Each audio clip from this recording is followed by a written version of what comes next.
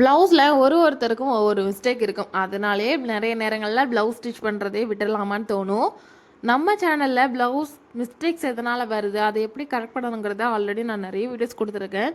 இருந்தாலுமே இப்போ புதுசாக ஸ்டிச் பண்ணுற நிறைய பேருக்கு தொடர்ந்து இந்த பிரச்சனை வர்றதுனால ஓகே ஒரு வீடியோவாக க்ரியேட் பண்ணி கொடுத்துடலாம் அப்படின்றதுக்காக தான் இந்த ஒரு ஸ்பெஷல் வீடியோ. இதில் கண்டிப்பாக நிறைய விஷயங்களை கற்றுப்பீங்க, முக்கியமாக பிகினர்ஸ். என்னோட இந்த சேனலில் நான் சொல்லிக் கொடுக்குற விஷயங்கள் மட்டும் இல்லாமல் நீங்கள் இன்னும் எங்ககிட்ட டீட்டெயிலாக கற்றுக்கணும் அப்படின்னா நீங்கள் தாராளமாக எங்ககிட்ட டெய்லரிங், ஆரி, ஜுவல்லரி மேக்கிங், சாரீ ப்ரிண்டிங் இந்த மாதிரியான கோர்சஸ் எல்லாமே ஜாயின் பண்ணிக்கலாம். நீங்கள் ஸ்க்ரீனில் பார்க்குறது எல்லாமே நம்மளோட ஸ்டூடெண்ட்டோட ஒர்க் சாம்பிள்ஸ் தான். இதே மாதிரி பல்லாயிரக்கணக்கான ஸ்டூடெண்ட்ஸோட ஒர்க்கு எங்ககிட்ட இருக்குது. அதை நான் கம்யூனிட்டி போஸ்ட்லேயும் போஸ்ட் பண்ணியிருக்கிறேன். ஸோ தேவைப்படுறவங்க செக் பண்ணிவிட்டு நீங்கள் எங்களோட கிளாஸில் ஜாயின் பண்ணிக்கலாம். உங்களுக்கு ஸ்க்ரீனில் நம்பர் கொடுத்துருக்குறேன், தேவைப்படுறவங்க கான்டெக்ட் பண்ணுங்கள்.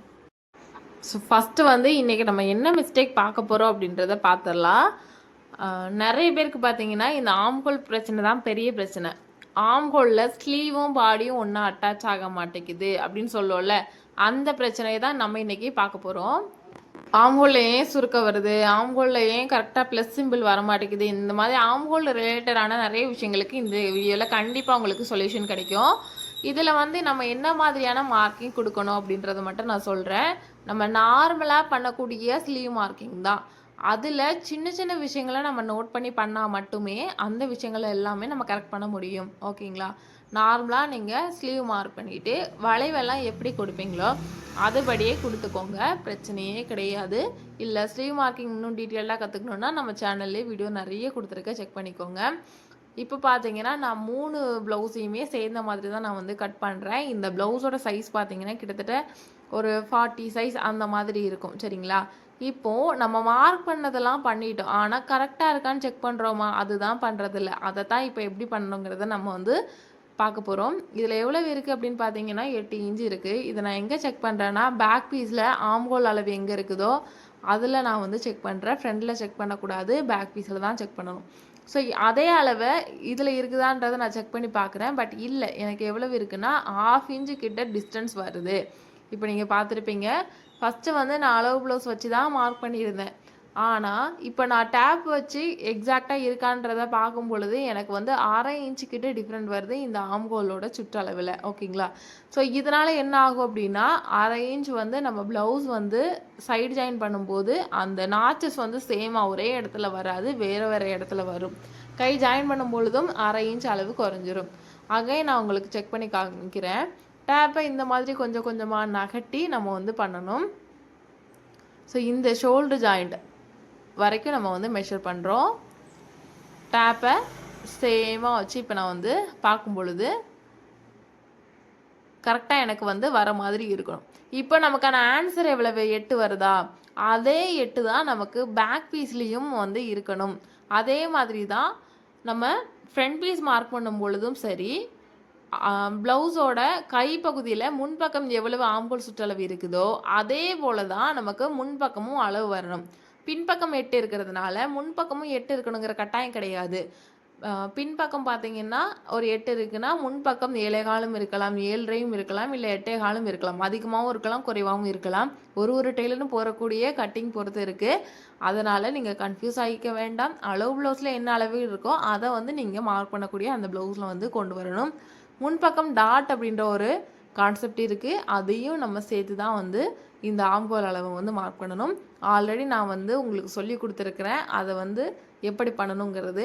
இது பார்த்தீங்கன்னா ஸ்பெஷலாக இன்னும் டீட்டெயிலாக கொடுக்கறதுக்கான ஒரு வீடியோ தான். ஓகேங்களா? ஸோ இப்போ மேலே ஸ்டிச்சிங்க்கு 1/2 இன்ச் நான் விட்டுட்டேன். கீழே நமக்கு 8 இன்ச்சுன்றது கரெக்டாக வந்தது போக மேலே 1/2 இன்ச் சீம் அலவன்ஸ்க்கு விட்டுருக்குறேன். ஓகேங்களா? ஸோ இதே ப்ரொசீஜரை ஃபாலோ பண்ணிக்கோங்க. இப்போ ஸ்லீவை அழகாக கட் பண்ணி எடுத்ததுக்கப்புறமா நம்ம பேக் பீஸ் மார்க் பண்ணிக்கலாம். சீம் அலவன்ஸ் 1/2 இன்ச் விட்டுருப்போம்ல, அந்த இடத்துல தான் கட் பண்ணி எடுக்கணும். ரெடி அளவு 8 இன்ச் மார்க் பண்ணோம்ல, அங்கே கட் பண்ணக்கூடாது. இப்போ பேக் பீஸ் மார்க் பண்ணுறேன். ஸோ இந்த பேக் பீஸில் முக்கியமாக நம்ம மார்க் பண்ண வேண்டிய இடம் அப்படின்னு பார்த்தீங்கன்னா ஆம்ஹோல் தான். ஸோ அதை மட்டும் இந்த கிளாஸில் உங்களுக்கு டீட்டெயிலாக சொல்லித்தரேன். நெக் வித்து ஷோல்டர் அளவு ப்ளவுஸில் என்ன இருக்கோ அந்த அளவை அப்படியே மார்க் பண்ணிக்கிறேன். இப்போது இங்கேருந்து தான் நமக்கு ஆம்ஹோல் மார்க் பண்ண போகிறோம்.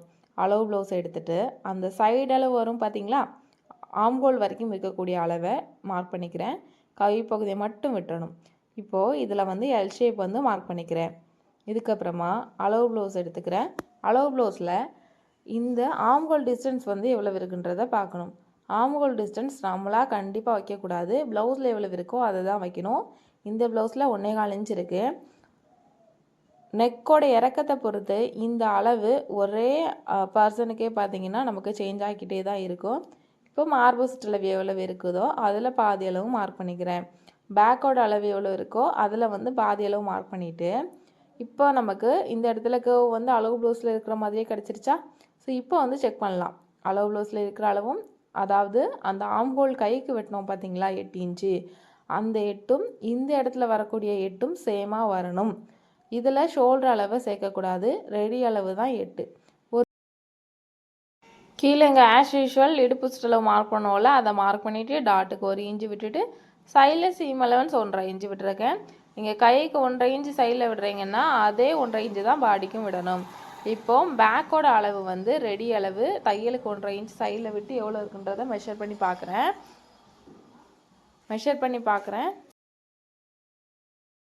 ரெண்டு அளவுமே சேமாக தான் இருக்குது, அப்படி தானே?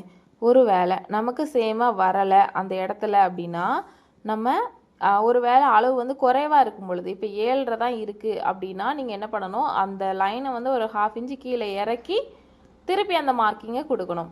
ஆம்ஹோல் டிஸ்டன்ஸு எல்லாத்தையும் மார்க் பண்ணி செக் பண்ணிங்கன்னா உங்களுக்கு தேவையான அளவு கண்டிப்பாக அந்த இடத்துல வந்துடும். ஒரு வேளை உங்களுக்கு அளவு வந்து 8க்கு பதிலாக 7.5 தான் இருக்குது அப்படின்னா கீழே இறக்கிடுறோம். இல்லை அதிகமாக இருக்கும்போது என்ன பண்ணணும், 8.5 இருக்குங்கும் பொழுது நீங்கள் மேலே ஏற்றிக்கிட்டிங்கன்னா இந்த இடத்துல உங்களுக்கு தேவையான அளவு கிடச்சிரும். சரிங்களா? இப்போது சீம் அலவன்ஸ் தையலுக்கான அளவு விட போகிறோம். அது வந்து உங்களுக்கு ரெடி அளவு எங்கே இருக்கோ அதுலேருந்து 1/2 இன்ச் வந்து எக்ஸஸாக விட்டுக்கிற மாதிரி பார்த்துக்கோங்க. அவ்வளோதான். ஓகேவா? ஸோ இந்த மாதிரி ஃபாலோ பண்ணும்போது உங்களுக்கு கையும் பாடியும் கரெக்டாக வந்து மேட்ச் ஆகும். இப்போது நெக் வித்துக்கு வந்து நான் கரெக்டாக வந்து மார்க் பண்ணி எந்த இடத்துல எனக்கு கட்டிங் வேணுன்றதை பார்த்து மார்க் பண்ணிவிட்டு கர்வ் போட்டுக்கிறேன். ஓகேங்களா?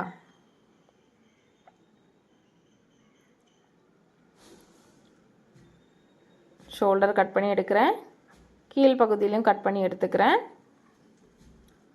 சைடில் கட் பண்ணி எடுக்கிறேன். இப்போது ஆம்ஹோலில் ஸ்டிச்சிங்காக விட்டுருப்போம்ல 1/2 இன்ச்சு, அந்த அளவில் கட் பண்ணி எடுக்கிறேன். அவ்வளோதான். தேவையான இடங்களில் நாச்சஸ் கொடுத்துட்றேன்.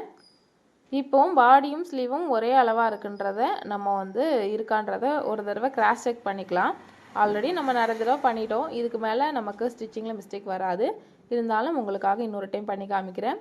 ஷோல்டர் அட்டாச் பண்ணக்கூடிய அந்த இடத்த விட்டுட்டு அதுக்கப்புறம் நான் வந்து வச்சு காமிக்கிறேன் பாருங்கள். கரெக்டாக நமக்கு நாச்சஸ் பகுதியும் மேட்ச் ஆகுது. அதே நேரத்தில் சைட்லேயும் எந்த கட்டணட்டையும் வரல, ஈக்குவலாக இருக்குது. ஓகேங்களா? இதே மாதிரியே ஃப்ரெண்டுக்கும் இதே ப்ராசஸ்லேயே நம்ம வந்து பண்ணலாம். அது எப்படி தெரிஞ்சுக்கணுன்னா கீழே கமெண்ட் பண்ணுங்கள். அடுத்தடுத்த வீடியோவில் கொடுக்குறேன். தேங்க்யூ. பை.